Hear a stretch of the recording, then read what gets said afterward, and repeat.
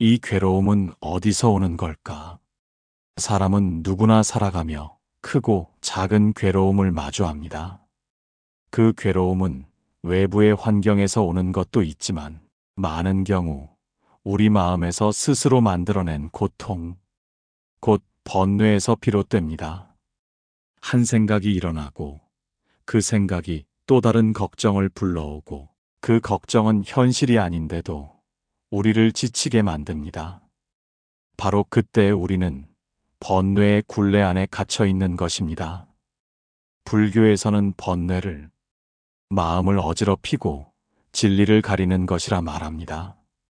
한자로도 번뇌는 괴로워서 생각이 많다는 뜻입니다.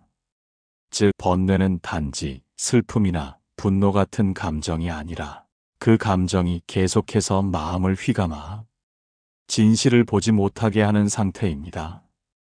부처님께서는 자바함경에서 이렇게 말씀하십니다.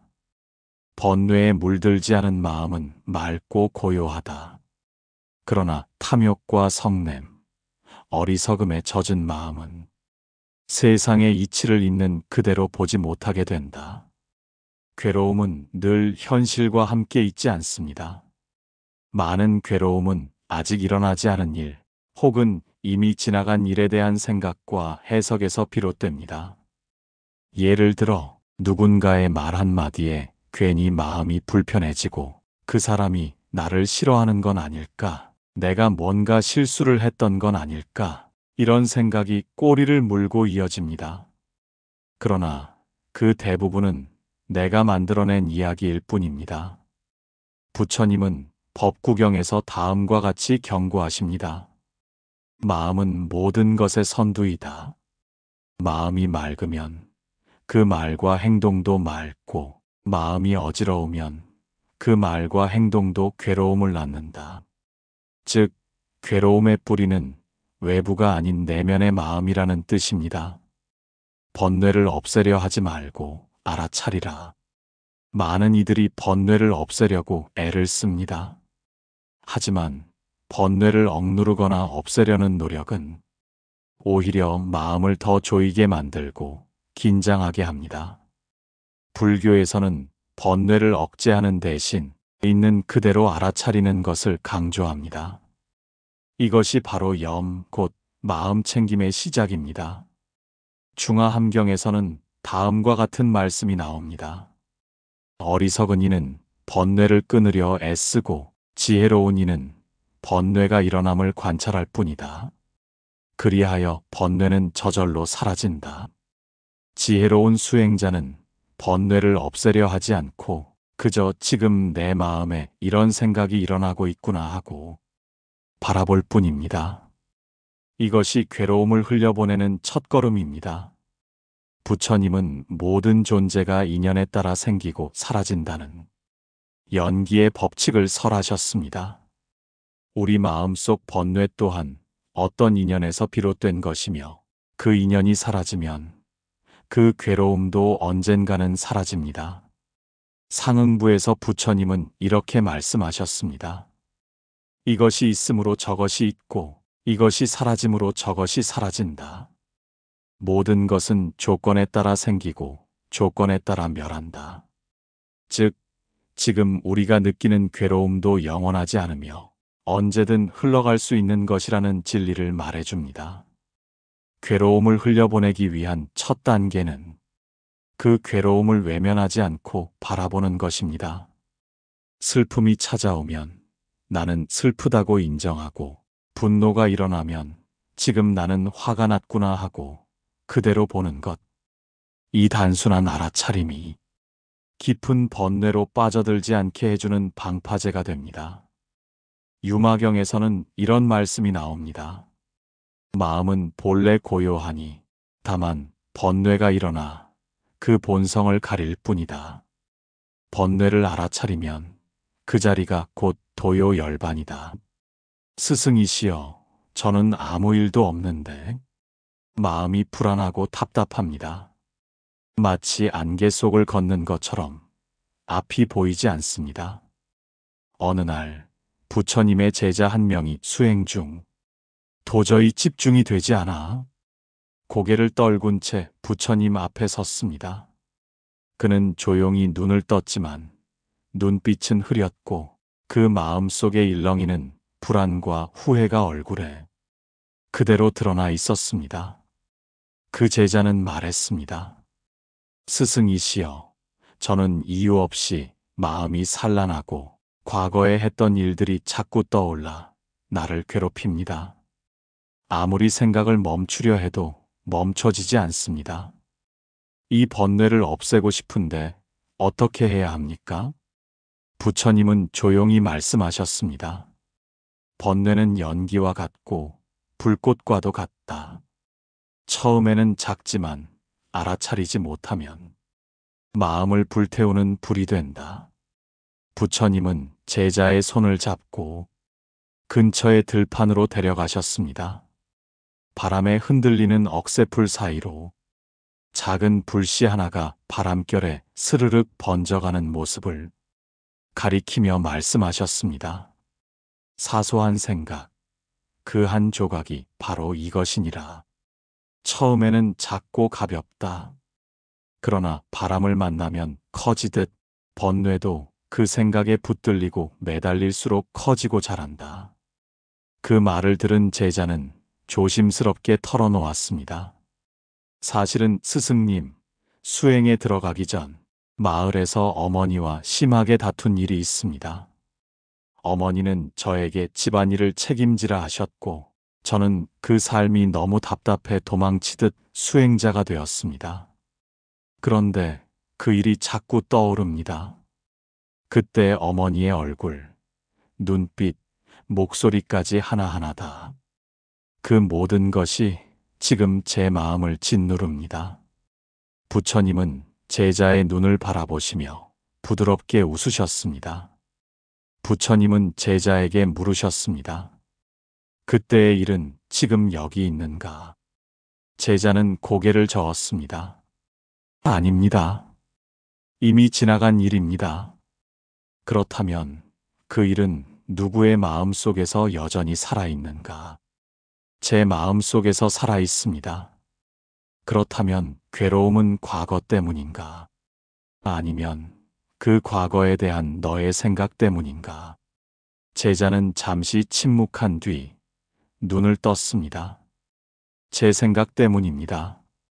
그 일은 끝났지만 저는 아직 그 일을 놓지 못했습니다. 부처님은 말씀하셨습니다.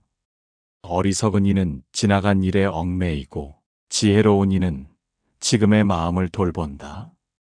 과거는 이미 지나갔고 미래는 아직 오지 않았다. 지금 이 마음이 모든 것의 열쇠이다. 부처님은 이어서 조용히 말씀하셨습니다. 번뇌는 억지로 없앨 수 있는 것이 아니다. 그것은 그림자와도 같아서 억지로 밀어내려 하면 오히려 더 또렷하게 드러난다. 그러나 그것이 어디에서 생겨났고 어떻게 자라는지를 바라보는 순간 그 그림자는 스스로 사라지게 된다. 제자는 그 말을 듣고 눈을 감고 자신의 마음을 들여다보았습니다. 후회라는 감정이 일어날 때 그 밑바닥에 있는 죄책감과 어머니에 대한 미안함을 바라볼 수 있었습니다. 그제야 그는 알게 되었습니다. 자신이 괴로워했던 것은 후회가 아니라 그 후회 속에 담긴 사랑과 책임을 마주할 용기가 없었기 때문이라는 것을. 부처님은 제자의 어깨를 두드리며 마지막으로 말씀하셨습니다. 마음은 그대가 들여다볼 때 고요해지고 그대를 거부할 때 소란해진다. 번뇌는 적이 아니라 스승이니라. 제자는 그날 이후 수행 중 번뇌가 일어날 때마다 억지로 없애려 하지 않고 조용히 그것을 들여다보았습니다. 그러자 점차 번뇌가 줄어들고 그 안에 있던 자신의 감정과 바람이 보이기 시작했습니다. 그는 이렇게 말했습니다. 이제는 번뇌가 무서운 것이 아니라 번뇌 속에서 나를 만나는 시간이 되었습니다. 우리는 하루에도 수십 번 크고 작은 생각의 파도에 휩쓸립니다. 해야 할 일, 하지 못한 일, 지나간 말과 미래에 대한 걱정, 관계의 상처와 인정받고 싶은 마음까지 이 많은 것들이 한꺼번에 밀려올 때 우리의 마음은 마치 실타래처럼 얽히고 꼬여 무엇이 문제인지조차 알 수 없게 됩니다. 그럴 때 우리는 자주 말합니다. 마음이 너무 복잡해요. 도대체 어디서부터 풀어야 할지 모르겠어요. 하지만 부처님은 말씀하십니다. 복잡한 마음에는 단순한 수행이 해답이다. 복잡한 마음은 왜 생길까요? 많은 이들은 외부의 조건을 원인으로 생각합니다. 일이 많아서, 관계가 어려워서, 생활이 힘들어서. 하지만 부처님은 마음의 복잡함은 가지려는 마음에서 시작된다고 말씀하십니다. 사람은 가진 만큼 괴롭고 원하는 만큼 불안하며 쥐는 만큼 집착하게 된다. 즉, 마음이 복잡해지는 이유는 너무 많은 것을 붙잡고 있기 때문입니다. 일을 잘하고 싶고, 사랑받고 싶고, 인정받고 싶고, 과거는 잘 마무리하고 싶고, 미래는 안전하게 만들고 싶고, 이 모든 마음이 동시에 우리 안에서 작동할 때 우리는 복잡함에 사로잡히게 되는 것입니다. 부처님께서 깨달음을 얻으신 후 가장 먼저 하신 일은 복잡함에서 멀어지는 것이었습니다. 그분은 왕자였지만 왕궁을 떠났고 가진 것을 내려놓고 숲속에서 수행을 하셨습니다. 그 삶은 단순했습니다. 매일 정해진 시간에 탁발을 나가고 정갈하게 밥을 먹고 그늘 아래 앉아 명상하며 누군가가 고통을 말하면 조용히 듣고 말씀해 주셨습니다. 그 단순한 일상의 흐름 속에서 그분은 고요함을 지켜내셨습니다. 부처님께서 이렇게 말씀하셨습니다. 욕망이 많은 이는 바람 앞에 등불과 같고 욕망을 비운 이는 잔잔한 물과 같다. 그렇다면 우리의 일상도 그렇게 단순해질 수 있을까요? 지금 이 시대를 살아가는 우리는 수많은 역할과 책임 속에 있습니다. 가정에서는 부모이자 자녀이고, 직장에서는 상사이자 후배이며, 사회에서는 시민으로서 수많은 정보와 감정을 받아들입니다. 이 복잡한 구조 안에서 부처님의 단순한 삶을 그대로 따를 수는 없지만 그 마음의 방향은 배울 수 있습니다. 덜 가지려는 마음, 덜 말하려는 마음, 덜 판단하려는 마음. 이 세 가지를 실천하면 삶은 단순해지고 마음은 점차 맑아집니다. 욕망은 생각을 끌어옵니다. 이것도 있었으면 좋겠고 저것도 필요할 것 같고, 그럴수록 마음은 채워지는 것이 아니라 오히려 비좁아지고 숨막히게 됩니다. 부처님은 말씀하셨습니다. 욕심 많은 자는 아무리 얻어도 부족하고 만족을 아는 자는 누워도 편안하다. 가진 것을 줄이면 생각할 것도 줄어듭니다. 지금 가지고 있는 것으로 만족할 수 있다면 마음은 훨씬 단순해지고 편안해질 수 있습니다. 사람은 말을 통해 감정을 표출하지만 과도한 말은 오히려 번뇌를 증폭시킵니다. 불평, 비교, 후회, 원망. 이 모든 말들은 반복될수록 마음을 어지럽힙니다. 부처님께서는 수행자에게 올바른 말을 가르치며 침묵의 지혜를 강조하셨습니다. 부처님께서 이렇게 말씀하십니다. 함부로 말하지 말라. 혀는 칼보다 날카롭고 말은 마음을 찌르기 쉽다. 말이 적은 이는 지혜롭다.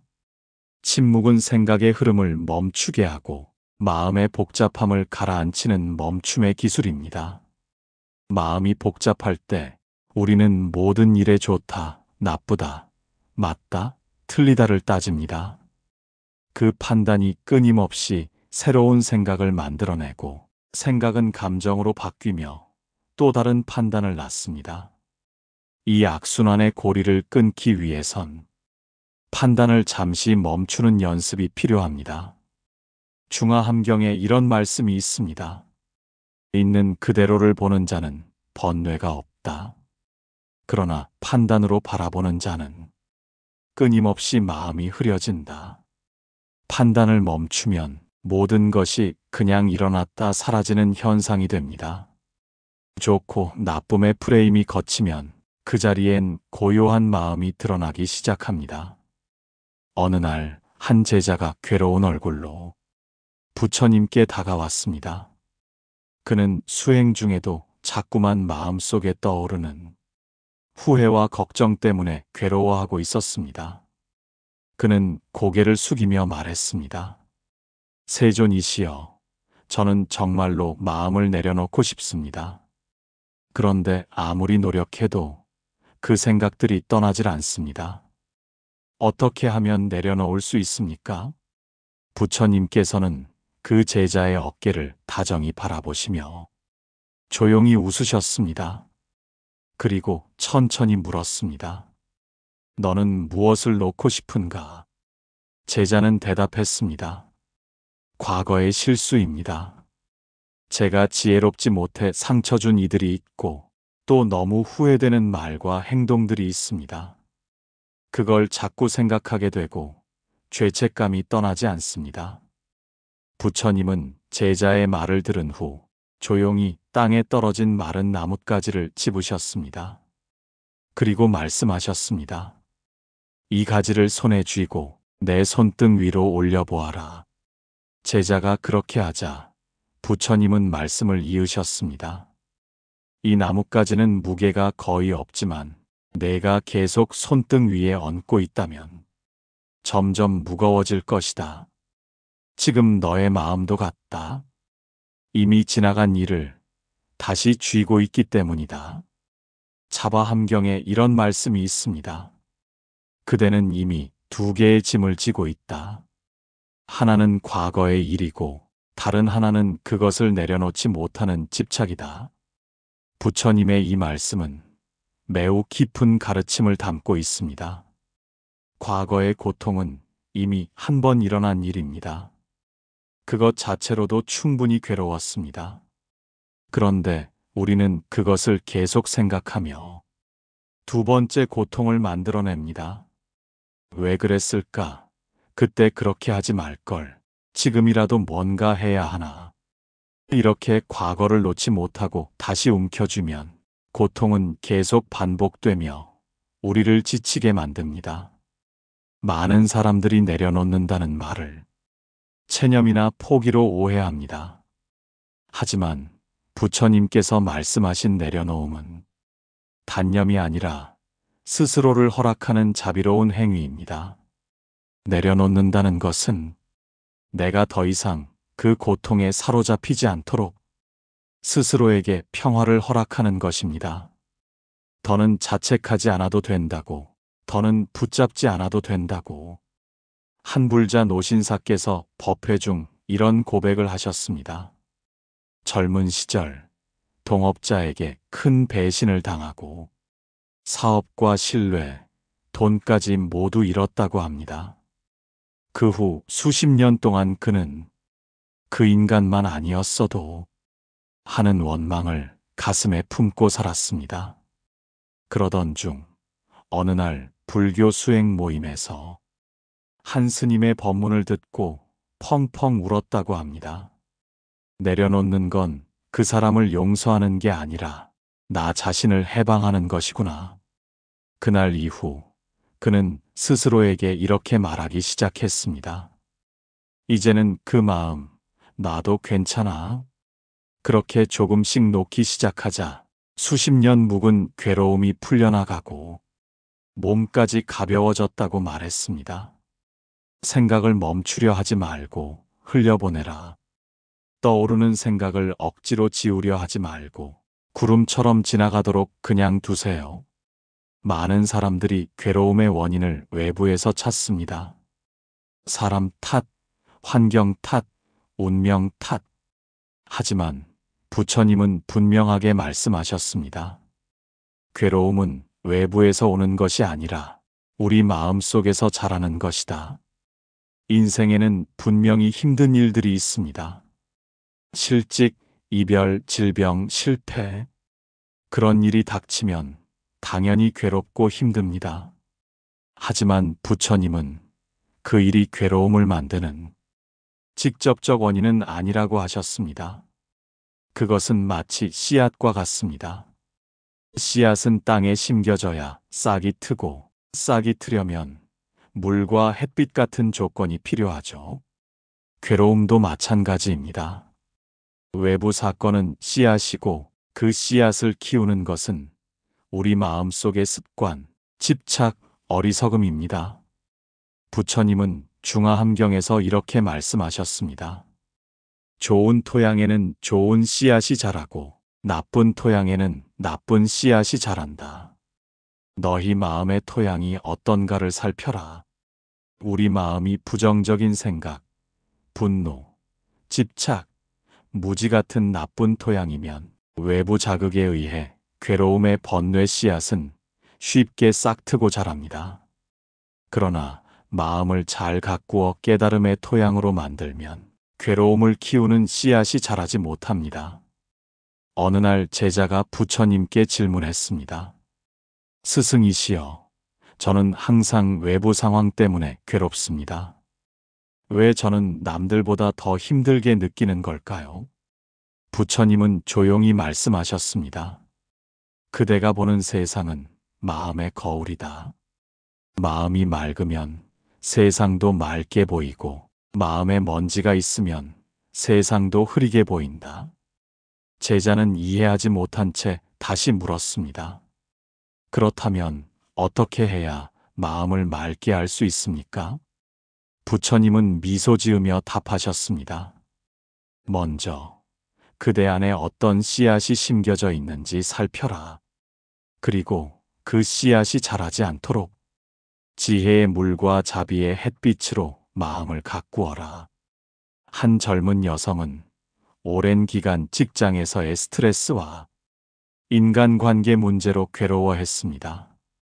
항상 남들이 자신을 싫어한다고 생각했고, 그 마음 속에서 자라는 불안과 두려움은 점점 커져갔습니다. 그러던 중 불교를 접하고 명상을 시작했습니다. 처음에는 자꾸만 부정적인 생각이 일어나 괴로웠지만 꾸준히 자신의 마음을 관찰하며 그 씨앗들을 알아차렸습니다. 그녀는 깨달았습니다. 내가 느끼는 괴로움은 사실은 내 마음속 불안과 집착 때문이었다. 그 후 마음을 자비와 긍정으로 채우면서 외부 상황에 휘둘리지 않는 내면의 평화를 조금씩 되찾았습니다. 번뇌는 우리 마음을 흔들어 놓는 바람과 같습니다. 하지만 바람을 그냥 맞으며 흔들릴 것인가, 아니면 내 마음이라는 배의 선장이 되어 바람을 잘 헤쳐나갈 것인가. 이것이 바로 마음의 주인이 되는 길입니다. 부처님은 깨달음을 통해 우리 마음의 본질을 밝혀주셨습니다. 마음이 모든 법의 근본이다. 마음이 모든 것을 만든다. 이 말은 곧 내 마음이 내 삶을 만든다는 뜻입니다. 그러므로 번뇌에 휘둘리지 않으려면 내 마음의 주인이 되어야 합니다. 하지만 우리의 일상에서 나라고 생각하는 자아는 종종 감정과 생각에 휘둘려 스스로를 잃어버리곤 합니다. 한 제자가 부처님께 물었습니다. 스승님, 저는 늘 마음속 번뇌에 휩싸여 마음대로 할 수가 없습니다. 어떻게 하면 내 마음의 주인이 될 수 있습니까? 부처님께서 답하셨습니다.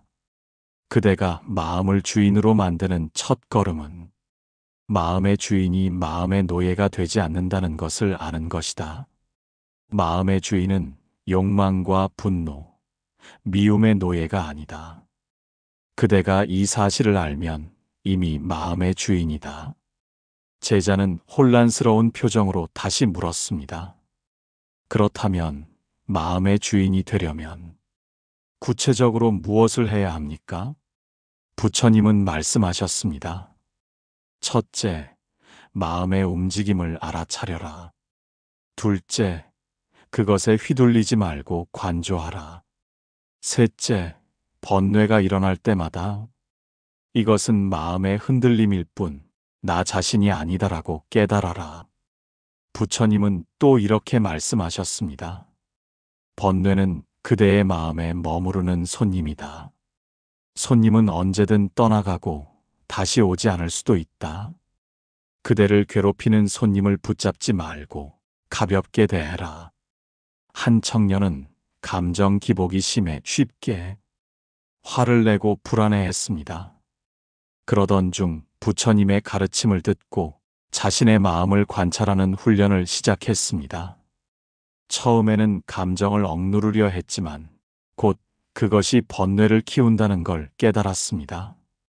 그래서 감정을 인정하고 관조하는 연습을 했습니다. 지금 화가 났지만 그것은 나의 본질이 아니다라는 마음으로 감정을 바라보니 조금씩 마음의 주인이 되어갔습니다. 결국 그 청년은 어떤 상황에도 휘둘리지 않는 평화로운 마음을 얻었습니다. 삶 속 번뇌는 고통으로만 느껴지지만 그 속에는 깨달음으로 나아가는 길이 숨겨져 있습니다. 부처님께서는 번뇌를 완전히 없애려 하기보다 그 번뇌를 관찰하고 통찰함으로써 진정한 자유와 평화를 얻으라고 가르치셨습니다. 번뇌는 마음을 흔들고 아프게 하지만 그 괴로움 속에 담긴 의미를 깨닫는 순간 우리는 더욱 깊은 지혜를 얻습니다. 고통은 깨달음의 문이 될 수 있습니다. 제자가 부처님께 물었습니다. 스승님, 저는 번뇌가 너무 많아 고통스럽습니다. 번뇌를 없애는 것이 가능한가요? 아니면 번뇌와 함께 살아야 하는 것인가요? 부처님은 부드럽게 답하셨습니다. 번뇌를 없애려고 애쓰지 말고 번뇌를 바라보는 눈을 기르거라. 번뇌는 감추려 할수록 커지고 바라볼수록 그 속에 진리가 드러난다. 번뇌를 통찰하면 마음이 자유로워진다. 제자는 다시 질문했습니다. 그렇다면 번뇌를 바라보는 눈은 어떻게 기르나요? 부처님은 말씀하셨습니다. 지혜를 닫고 마음 챙김을 깊이 하여 모든 현상이 무상이며 무아임을 알라. 번뇌도 변화하는 무상한 현상임을 깨닫는 순간 그것은 더 이상 나를 괴롭히지 않는다. 번뇌를 숨기거나 부정하지 말고 있는 그대로 관찰하라. 내 마음이 지금 흔들리고 있구나 하고 인정하는 것이 시작입니다. 번뇌에 빠지지 않고 제3자의 시선으로 바라보기. 번뇌가 나가 아님을 인식하는 훈련입니다. 번뇌의 원인을 찾아내고 집착에서 벗어나기. 집착과 욕망이 번뇌의 뿌리라는 사실을 알아차리고 집착을 내려놓는 노력을 합니다. 부처님께서는 이렇게도 말씀하셨습니다. 번뇌는 괴로움의 근원이지만 번뇌를 바르게 이해하면 그 속에서 깨달음이 싹 튼다. 번뇌를 뛰어넘는 자만이 진정한 자유를 얻는다. 한 수행자는 삶에서 수많은 번뇌와 고통을 경험했습니다. 처음에는 번뇌를 피하려 했으나 그럴수록 번뇌가 더 심해졌습니다. 그는 부처님의 가르침을 듣고 번뇌를 관찰하고 받아들이는 수행을 시작했습니다. 번뇌를 부정하지 않고 마음의 손님으로 바라보며 원인을 찾아내 집착을 내려놓으려 애썼습니다. 오랜 수행 끝에 그는 번뇌를 뛰어넘는 마음의 자유를 경험했고 고통 속에서도 평화를 누릴 수 있게 되었습니다. 삶에서 괴로운 마음은 끊임없이 찾아옵니다. 그 마음을 붙잡거나 억누르려 하면 더 큰 고통으로 번질 뿐입니다. 부처님께서는 진정한 해탈은 집착을 내려놓음에서 시작된다고 하셨습니다. 괴로운 마음을 흘려보내는 마지막 단계, 집착에서 자유로워지는 지혜에 대해 살펴봅니다. 괴로움의 본질은 마음이 어떤 대상에 집착할 때 생깁니다. 좋은 기억에 집착하고 싫은 감정을 피하려 할 때 마음은 끊임없이 동요합니다. 집착을 내려놓는다는 것은 대상을 부정하거나 무관심해지는 것이 아닙니다. 있는 그대로 바라보고 내 마음이 그 대상에 휘둘리지 않도록 중도를 지키는 것입니다. 제자가 물었습니다. 스승님, 어떻게 해야 집착을 내려놓을 수 있나요? 자꾸만 마음이 붙잡혀 괴롭습니다. 부처님께서는 답하셨습니다. 마음이 붙잡는 대상을 나라고 여기지 말라. 그것은 단지 인연 따라 일어난 현상일 뿐이다. 인연이 변하면 그것도 변하니 그 자체가 영원하지 않음을 깊이 깨달아라. 한 젊은이는 사랑하는 사람과의 이별로 인해 깊은 슬픔과 집착에 빠졌습니다. 끊임없이 연락을 시도하고 그리움에 마음이 흔들렸습니다. 그러던 중 불교 수행을 접하고 집착을 내려놓는 법을 배웠습니다. 처음엔 쉽지 않았지만 그 대상을 내 것이 아닌 인연 따라 만난 존재임을 깨닫고 천천히 집착을 놓았습니다. 결국 그는 그 슬픔에서 자유로워져 내면의 평화를 되찾았습니다. 괴로운 마음은 우리 삶의 한 부분이며 그 자체가 나쁜 것이 아닙니다. 번뇌와 괴로움이 찾아올 때마다 피하지 말고 억누르지 말고 있는 그대로 바라보고 변화하는 무상함을 깨닫고 집착을 내려놓는 지혜를 닦으세요. 그렇게 할 때 비로소 괴로운 마음은 자연스레 흘러가고 마음은 평화와 자유를 얻게 됩니다. 부처님의 가르침은 우리에게 그 길을 밝히는 등불과 같습니다. 삶의 번뇌와 괴로움은 완전히 사라지지 않을 수도 있습니다. 그러나 부처님께서는 그것을 어떻게 다루느냐가 중요하다고 말씀하셨습니다.